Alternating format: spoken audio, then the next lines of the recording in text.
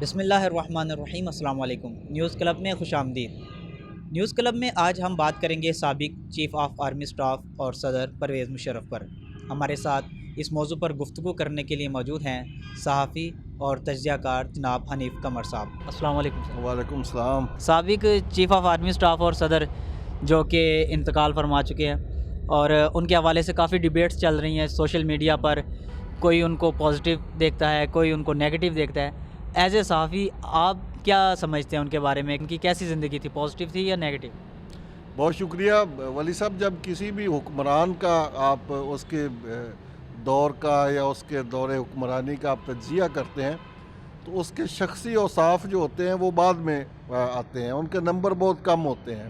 اس کا قومی کردار دیکھا جاتا ہے کہ اس کا قومی کردار کیسا رہا۔ پرویز مشرف صاحب شخصی طور پہ بہت اچھے انسان ہوں گے، بلکہ اچھے انسان تھے وہ۔ ان کی پرسنالٹی میں بھی ایک کرزما تھا، وہ بڑے ایک کمانڈو بھی تھے، خود کو کمانڈو بھی کہتے تھے۔ وہ بے باکی اور دلیری بھی ان میں ہوگی۔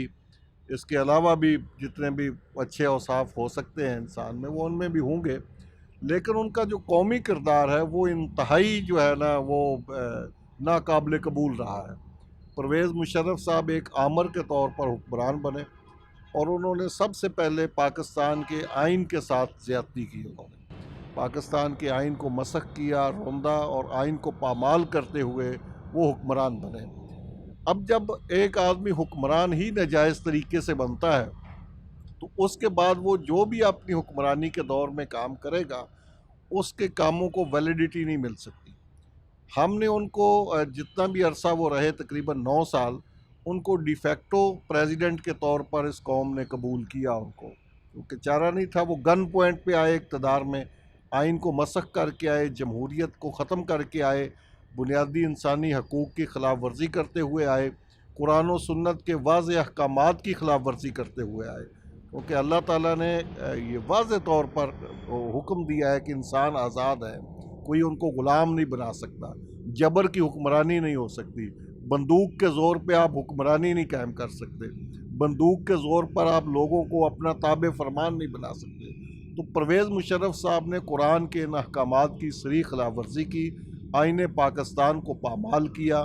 وہ آئین جو عوام اور ریاست کے درمیان ایک ایگریمنٹ ہے، ایک مقدس دستاویز ہے، اس دستاویز کو انہوں نے بندوق کی نوک پہ رکھا۔ تو اس لیے ان کے دور حکمرانی میں باقی کوئی اگر کام اچھا بھی ہوا ہوگا تو میں تو کہوں گا کہ وہ حادثتاً اچھا ہو گیا، لیکن ان کا آنا ناجائز، ان کا حکمرانی سنبھالنا ناجائز، ان کا حکمرانی کرنا حرام۔ تو یہ سارا کچھ جب آپ حرام سے آغاز کریں گے اس کا تو پھر اس سے اچھے نتائج کیسے نکل سکتے ہیں؟ تو ان کے دور میں جو کام ہوا تو کیا وہ عوام کے فلاح و بہبود کے لیے بہترین نہیں تھا؟ جیسا کہ ریسکیو 1122، جیسے کہ پرویز الہی نے کہا ہے کہ یہ بیسیکلی ان کا پروجیکٹ تھا۔ اس کے علاوہ بلوچستان پورٹ پہ جو کام ہوا تو یہ کیا پاکستان کے لیے لمبے عرصے کے لیے کامیابی کے لیے نہیں ہے؟ کیا پاکستان فائدہ نہیں اٹھا رہے ان سے؟ جب کوئی بھی حکمران چاہے وہ بندوق کے زور پہ ہی آئے گا تو وہ آ کر عوام میں قبولیت حاصل کرنے کے لیے کچھ نہ کچھ تو کرے گا نا۔ یزید نے پورے کربلا میں شہداء کو تہ تہ کر کے ایک انسانی تاریخ میں ایک ایسی مثال قائم کی تھی کہ جس کی مثال اس ظلم کی نہیں ملتی، لیکن اس کے بعد یزید نے بھی آ کر کچھ کام تو کیے ہوں گے نا اپنے لوگوں میں قبولیت کے لیے۔ اس نے سڑکیں بھی بنوائی ہوں گی، اس نے کوئی اور کام بھی کیے ہوں گے۔ تو کیا ہم یزید کی حکمرانی کو اس بنا پر مان لیں کہ اس نے کوفہ میں پانی کا نظام درست کر دیا تھا، اس نے سڑکیں بہتر کر دی تھی؟ ایسا نہیں ہو سکتا، کیونکہ اس کا بندوق کے زور پر حکمران بننا وہ ناجائز تھا۔ اس کے مقابلے میں وہ جتنے بھی وہ کام اس نے کیے ہوں گے وہ اس کی اپنی ضرورت ہے تاکہ اس کے اقتدار کو دوام ملے۔ اس کے بعد آپ دیکھیں نا پرویز مشرف صاحب نے کیا کیا۔ بندوق کے زور پہ جب حکمران بنے تو اس کے بعد پھر انہوں نے اسی سیاست کو جس کو وہ گالی دیتے تھے انہی سیاستدانوں کے ساتھ اس نے این آر او کی ایگریمنٹ کیے۔ وہ کسی قومی مفاد میں نہیں کیے تھے، وہ اپنے اقتدار کو قبولیت دینے کے لیے تاکہ میرا اقتدار ہوتا رہے۔ ان سیاستدانوں کے ساتھ بھی جن کو پہلے پکڑا، قید کیا، ان کو چور اور کرپٹ کہا، اس کے بعد پھر انہی کے ساتھ مل کے حکومت بنائی، انہی کی پارٹی بنائی کاف لیگ، اور پھر انہی کو حکومت دی آگے۔ تو یہ سارے اس کی اپنی ضروریات تھیں جو اس نے کیا۔ یہ تو ٹھیک ہے، لیکن اب دیکھیں نا سینٹ میں بھی ان کے لیے فاتح خوانی بھی نہیں کی گئی، تو کیا یہ کام آپ اس کو صحیح سمجھتے ہیں؟ میرا خیال ہے بہت اچھا کام کیا سینٹ نے. اب دیکھیں کہ اس کے معاملے میں ایک خصوصی عدالت کا فیصلہ بھی آیا تھا جنرل پرویز مشرف کے معاملے میں، اور وہ فیصلہ بالکل حق پر مبنی تھا کہ آئین کی پامالی کی میں کم سے کم بھی مثال اس کی سنگینی کی آپ کو دوں تو کربلا ہے. کربلا میں بھی آئینی پامال کیا گیا تھا.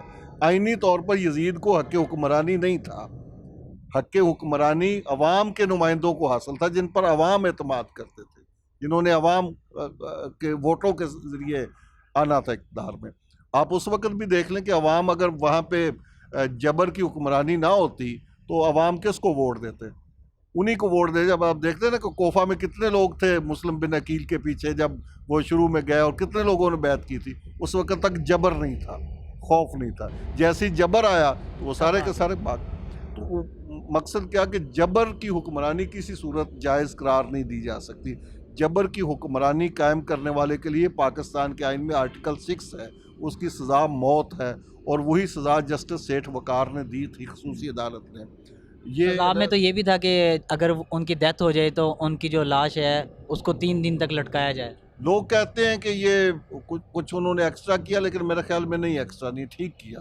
ایسے ہی اگر آپ آمروں کو اس طرح کی سزا نہیں دیں گے، بلکہ دنیا کی تاریخ میں تو ایسے بھی ہوتا ہے کہ آمر مر جاتے ہیں تو قبر سے نکال کر علامتی طور پہ پھانسیاں دی جاتی ہیں ان کو، تاکہ ہسٹری درست کی جا سکے، تاریخ درست کی جا سکے. تو یہاں پہ بھی اگر سینٹ ان کے لیے فاتح خوانی کرتی یا قومی اسمبلی فاتح خوانی کرتی تو اس کا مطلب ہے کہ وہ آپ تو جائز سمجھ رہے ہیں ان کے سارے معاملے کو، تو وہ ان کا اقتدار میں آنا جائز نہیں تھا. انہوں نے اپنے حلف کی بھی خلاف ورزی کی، انہوں نے آئین پاکستان کو پامال کیا. 1 بار نہیں کیا، 2 بار کیا.